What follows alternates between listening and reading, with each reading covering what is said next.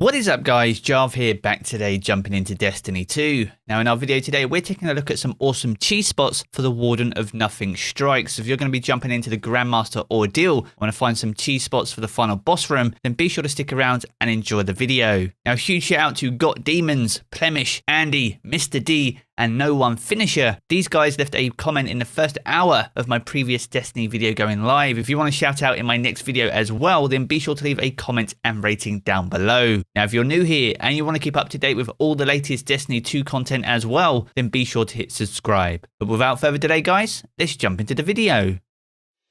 Now each and every week we get a brand new Grandmaster Nightfall, and this week is no different, and much like in previous videos we're going to be covering off some cool cheese spots that you can use in the final boss room. But before we jump into the meat of today's video, I want to first invite you all to the Jarv Community Hub. This is a fast growing community Discord we have with over 4,000 amazing Guardians. So if you want to just talk about Destiny or get fire teams together to get things done, then it's available to absolutely everyone, and the link to that can be found down in the video description below. Now it's been quite some time since the Warden of Nothing has been the Grandmaster Nightfall. It's the only Grandmaster Nightfall that has all three champion types available in it, both Unstoppable, Overload and Barrier. These can be quite problematic, especially in the final boss room itself. Now as always, credit where credit is due, and shout out to Cheese Forever. He highlighted these spots little over a year ago, but they are still relevant even today. So if you haven't checked out his channel already, be sure to do so, and I'll leave the link to that down in the video description below as well. Now all in all, there are 4 cheese spots inside this boss room itself. 3 of those allow your entire fire team to share that spot with you, and those are the 3 that we're going to be focusing on today. Now before we can start jumping into these cheese spots, you need to clear out all the champions and every ad except one in the final boss area. As soon as you clear all the ads in the arena,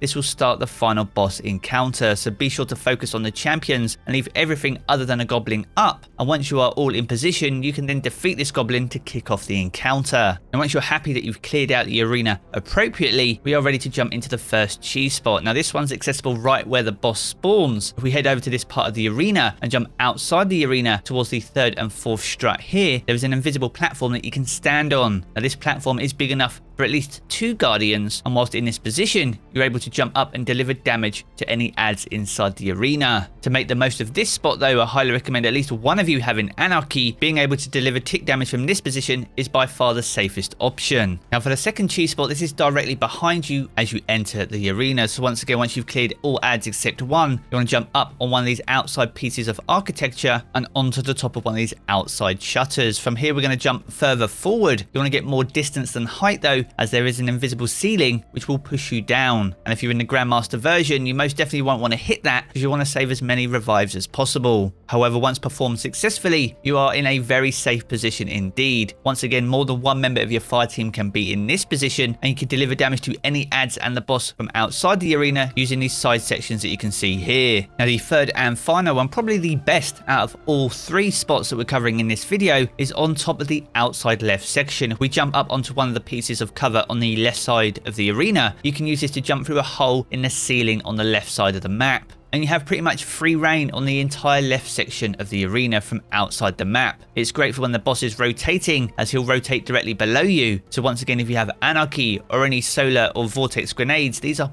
perfect for doing damage to the Mad Warden whilst minimizing the risk to you and your fire team. Now as you can see, there is by far more than enough space for you and your entire fire team in this area, and as well as standing on top, you can drop down on some of the sides to get a better view inside the arena. Naturally these come with risks, so be sure to treat these with caution, because if you do take damage from these spots that require a revive, these revives are going to be in a very awkward position for the rest of your team. So the safest bet is to stay on top, up out of the way, and rain down damage as and when the boss rotates to this part of the map. So there we have it, a cheeky look at 3 cheese spots for the Warden of Nothing strike. So if you and your team are finding it a challenge, especially when you get to this part of the strike, then be sure to give these spots a try and let us know how you get on. Now if you have enjoyed the video, be sure to leave a rating and comment down below. Remember guys, if you do leave a comment within the first hour of this video going live, then you have a chance to get a shout out in the next Destiny video. Now if you're new here and you want to keep up to date with all the latest Destiny 2 content as well, then be sure to hit subscribe. I'm going to jump back into the game as always guys, but I will catch you all again very soon.